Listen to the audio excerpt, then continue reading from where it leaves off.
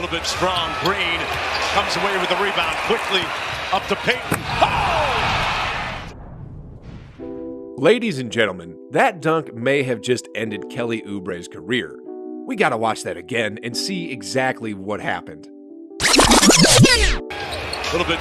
Draymond Green secures the rebound here, and he sees GP2 darting off the screen here. Draymond passes the ball to Payton, then... Oh my goodness, guys. That's a 6'3" guard dunking over someone who is 6'7", Kelly Oubre. Welcome to your Kodak moment. Anyway, what's really puzzling me is how no team in the NBA signed this dude. You know what I mean? With all the NBA scouts that teams have in their payroll, how did they miss this guy? I mean, I'm glad the Warriors eventually signed him, but he was the 15th man, the last dude signed, and was even waived right before they picked him back up. I'm going to say it here for the record. Gary Payton II is the best defensive guard in the league right now, and it's not even close. Check this out. These are the all-NBA defensive players for the past 2 seasons.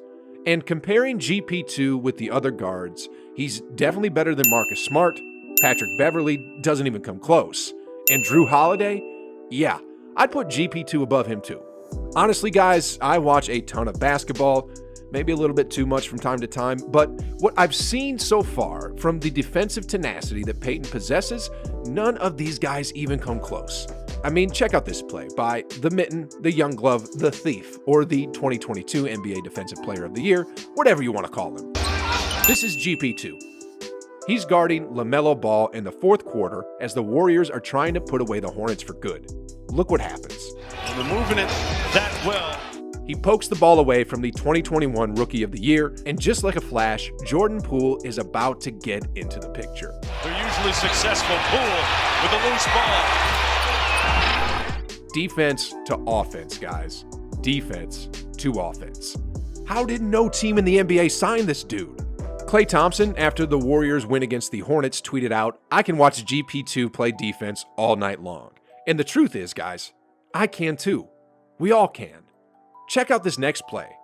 Curry is letting it fly from the corner. Poole hits Curry for the quick catch and shoot. Unfortunately, the shot didn't go in, but luckily, Wiggins tipped the ball and GP2 secured the board. But get a load of this. There are 4 white jerseys all around him. Payton underneath. One more chance. Guys, not only did GP2 secure the rebound here, but he got the putback in a close game in the 4th quarter. How did no team in the NBA sign this dude? It's just not his defense either.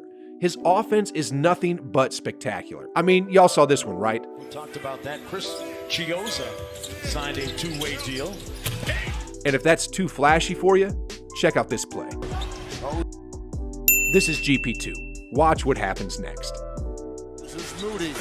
Andre Iguodala. Howard defends inside the cut. Again, I gotta ask, how did no team in the NBA sign this dude? These are his stats from the last 5 games.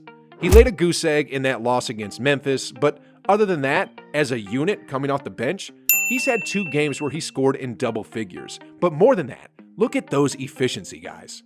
One thing the box score doesn't show you, though, is how much of a disruptor this guy is. No one is safe when GP2 is guarding them, and I'm serious. After that win against the Hornets, GP2 was asked about his defensive mindset, and this was his response. It's just a pride thing, I think. You know I watch guys night and day, and you know I watch guys for 30. But I just put myself in situations where I can make them uncomfortable and, just trying to change the game. Take something away that they'd like to do and just be aggressive all the time. GP2 also commented on what Steve Kerr tells him all the time. Just keep doing the same thing. Bring energy, bring effort. I know when he calls my name, I know my job is to go in and find whoever the problem is and disrupt. And speaking of disruption, let's watch another play on how disrupted this dude can be. Nice communication with Curry. Stole it here. Number 3. And there's Payton. Stole it here too. And check out this play. GP2 is here. Point Sacramento lead. Looks like the Kings facing a zone defense here. Stolen again. With GP2 in the roster, the Warriors sure are disrupting teams. Last season, they were the 5th ranked defensive team in the league, but this year so far, they're the 2nd best, right behind Miami. Oh, wait guys, sorry, I was wrong. After that defensive clinic the Warriors put on against the Hornets, they're actually the number 1 rated defensive team in the league at 97.8. That's the lowest since the 2003-2004 Pistons, who also won the championship that year. And speaking of the Hornets, honestly, going into the game, I was a bit afraid that the Hornets were going to light it up because they actually had the number 1 offense in the league. That is, until the Warriors held them to 92 points. And that's pretty insane, guys. And what's scary about all this is still the fact that Klay Thompson and James Wiseman haven't even checked into the game yet. Klay, coming off his injuries, is still tall and lengthy to be disruptive on defense, and James Wiseman, on the other hand, well, he's 7 feet tall with a 7'6" wingspan. All he has to do is put his hands up to disrupt shots. When these two come back, the Warriors have a good chance of going from the best defensive team in the league to perhaps an all-time best defensive team in the history of the NBA. But for now, let's talk a little bit about the other side of the coin. When it comes to offense, the Warriors are currently not even in the top 10 when it comes to offensive efficiency. And this is where things get fun and a bit interesting.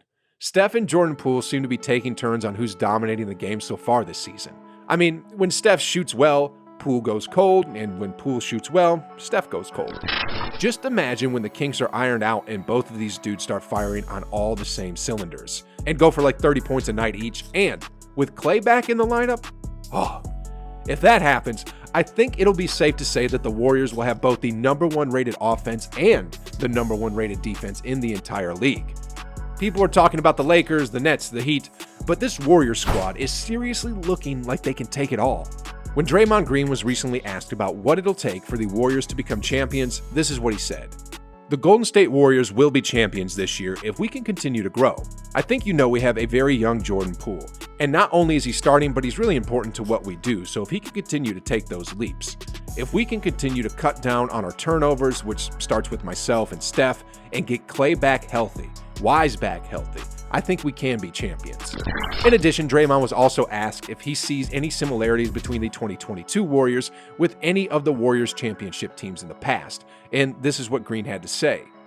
I would say, the 2015 team in particular. You can just kind of feel the sense to the depth that really changes this team, and you know, when you look back at the 2015 championship, no one was expecting us to win a championship. We just kind of came together into the season as a good team with a lot of depth, and we started to put it together. And then as the season went on, you know, everybody's like, okay, this team has a real chance at winning the finals. And I think that's where this team is. The Warriors are 6-1 as of today, but there's still so many more levels they can reach. And if you're wondering what exactly these levels are, then click on this video right here where I go over the X factors standing in the way between the Warriors today and the champions they can be at the end of the season. It's a video you guys don't want to miss. So hurry on over by clicking the video, watch it, enjoy it, and like always, I'll see you on the other